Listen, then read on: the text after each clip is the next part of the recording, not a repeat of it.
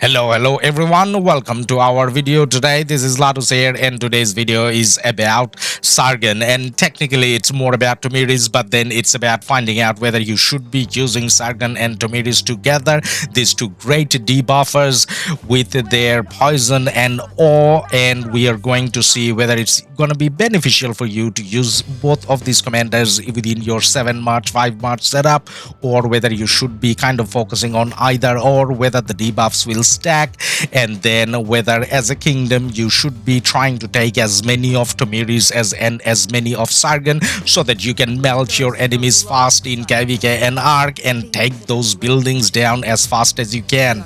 Now, when it comes to both Sargon and Tomyris, you have a similar sort of debuff. In Sargon's case, you have the odd effect. What it does is it makes the target take more skill damage. You can have 3%, 10 maximum stack, so you're looking at about 30% skill damage taken bonus from Sargon. And then when it comes to Tomyris, you can have a 45% more skill damage taken. So in the first look, it does look like Tomyris does a little bit more, but then more so than what Tomyris does and Sargon does individually. It's whether it's beneficial to use both of them and how does the stacking gonna work. Now, in the background, what you have is me being the target of two Tomyris and Edward. So you got M and Queen LA, the daughter and the wife, kind of taking down my Richard. Yes, I took a Richard and Charles so that they can kind of tank there, and I'm gonna be getting hit by both of them, and one of them is gonna use, actually both of them using Edward and Tomyris.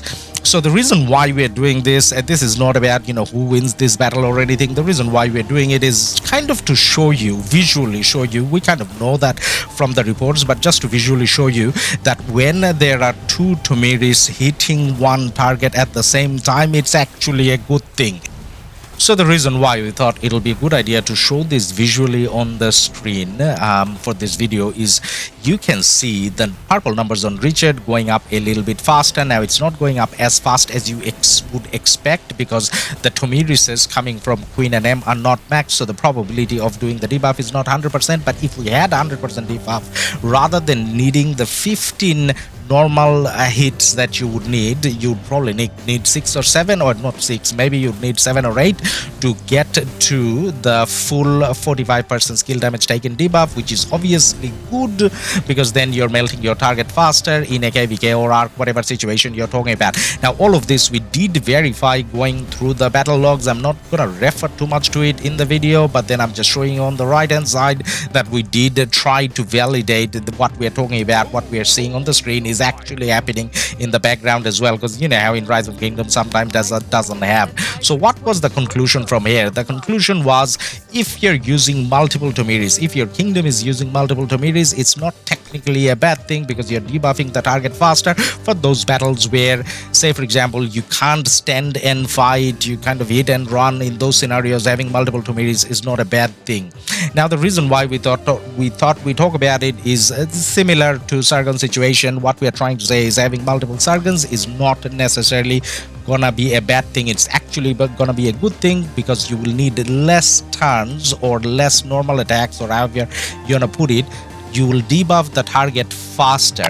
Now, Tomyris and Sargon, technically they're doing two different debuffs, even though the underlying factor is the same. In terms of the class of debuff, they are different. One of them is poison, one of them is odd.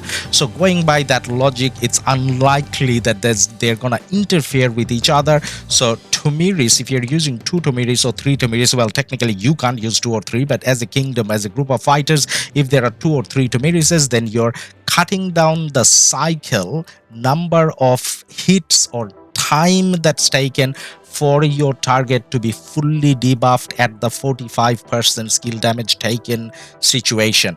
But then saying that if one of the Tomyrises, or when one of the Tomyrises actually casts the skill, the debuff goes away for all of them. Now, that's not necessarily a bad thing. It's just what it is. But then you start the counter again. So that doesn't take away the fact that you did debuff the target a lot faster. Now when it comes to Sargon, using multiple Sargons is going to have the same effect, so it's not an issue. Now the second topic was whether you should be using them together, and I think we just hinted towards there because they're different classes and we are talking about passive skills here, because as much as the active skill is triggering the extra damage that comes from it, as in the 1000 damage in this case the Tomyris does, but then the debuff is actually coming from there are passive skills, so it's definitely going to stack on top of each other. Now speaking of Sargon, if you look at the first skill, it is horrible, and we talked about it in our other videos as well. This is actually pretty bad because you're looking at a 500 damage factor. Maybe you get 1000, maybe you get 1000, because you're not going to stand there in fight in most of the situations.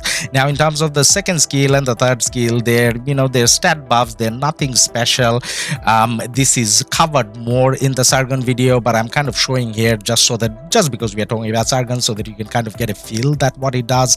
So none of them are really good, really bad. So the reason why we kind of thought that we'd still touch on that topic a little bit on this video as well, just to highlight the fact that Sargon, other than the debuff, as a commander isn't the best commander.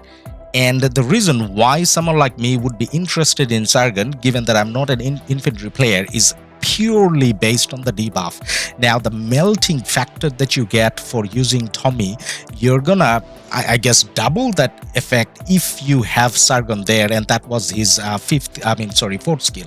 Now in terms of the last skill or the expertise, it does do some more in terms of that odd effect. Like again, we are not going to go into the details, but what I'm trying to say here, for details you can refer to the other video that we did about Sargon, but then what we are trying to say here is Sargon may not necessarily be the best commander for someone who is only using 5 marches, and Sargon not necessarily maybe, I guess, the best choice for a free-to-play commander, free-to-play player, or a very low spender, because I think the debuff situation in my eye kind of comes from someone who is using 6-7 marches at least, because then the melting factor comes in quite a bit, because you're not going to get a lot of kills out of using Sargon. So from a kingdom point of view, obviously it helps if you use many Sargons, many Tomyris on the field. You're taking down the target faster. So if you want to help your kingdom, even as a free-to-play, you can use both of these commanders together. That's not a bad thing. But then from an individual point of view, if you're someone who is struggling to get your kills done, then using these 2 commanders within your 5 march setup maybe not the best idea. Maybe you can kind of go for one.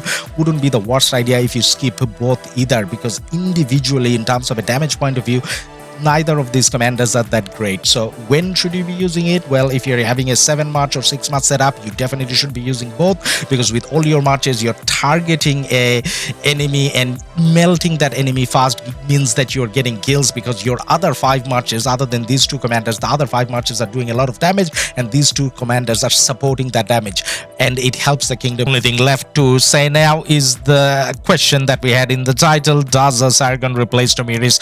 To my eyes, to me, it doesn't feel like Sargon actually replaces Tomyris. If you're a big spender, Sargon actually complements Tomyris, because you're serving the same purpose, but the purpose is good, and using both of them together actually has a lot of benefits. The whole kingdom using both of them together has a lot of benefit as well. But then, as a free-to-play, maybe you shouldn't go for either, unless your kill numbers doesn't matter and you're just there to help the kingdom. In that case, you can kind of go for both.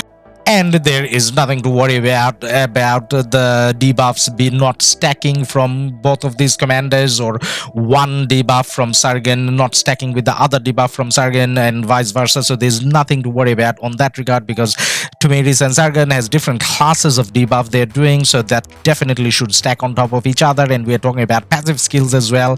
And lastly, multiple Sargons or multiple Tomyris hitting the same target. So once one of them using the active skill, yes, the buff is gonna go away. The debuff is gonna go away, but then having 2 or multiple Tomyris or Sargon hitting the same target at the same time, as we saw from the Tomyris example, is not an issue. You just get to the destination faster, so it doesn't doesn't take away the benefit by any means. So that's where we're gonna stop here on this video today. And if you want to see more of these designated specific commander analysis type videos, let us know in the comments and we will be doing more of them. And like and subscribe, as I said before, is much appreciated. Bye for now, see you in the next one.